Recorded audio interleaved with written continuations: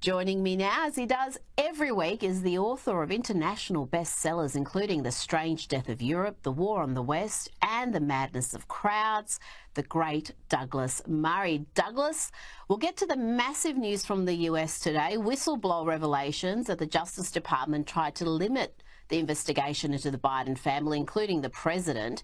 But first to the UK, where a 13-year-old girl was called despicable by her teacher at a Church of England school because she didn't believe people could identify as cats.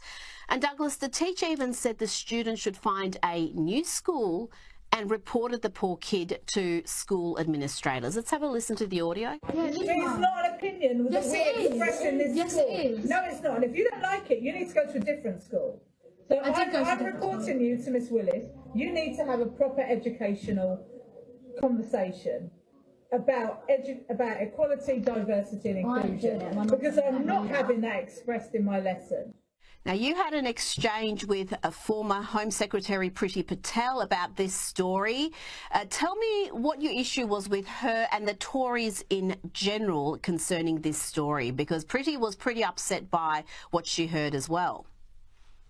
Well, one of the many things about this that disturbed me, Rita, was that the girl in question, this girl was 13, and she's having to argue with a teacher who is much stupider than her. I mean, this student was bright, you know, but the teacher had been educated into all of this, or rather indoctrinated into all of the stupidity of our era. The teacher was going on about gender being different from sex and that it was bigoted to say that there are only two sexes. I mean, where to even begin with stupidity of this kind when it's coming from a teacher and having to be corrected by a student?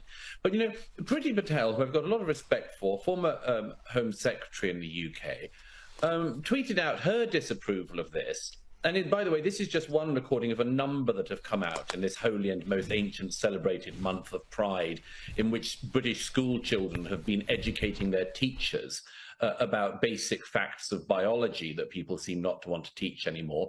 But Priti Patel rightly, you know, said, this is terrible. I can't believe that this is happening. And I just pointed out to her, this 13-year-old girl has spent every year of her life living under a conservative government. How on earth has this happened under even nominally conservative governments? How have you got teachers telling students that facts of biology are bigoted? You know, if this had happened under a weird far left-wing Corbynite government, I'd understand it more. But how badly does a conservative government have to muck up to have this happen on their watch?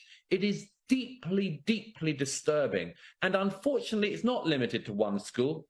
It's schools up and down the country, public schools, private schools, state schools, the lot. The rot is everywhere.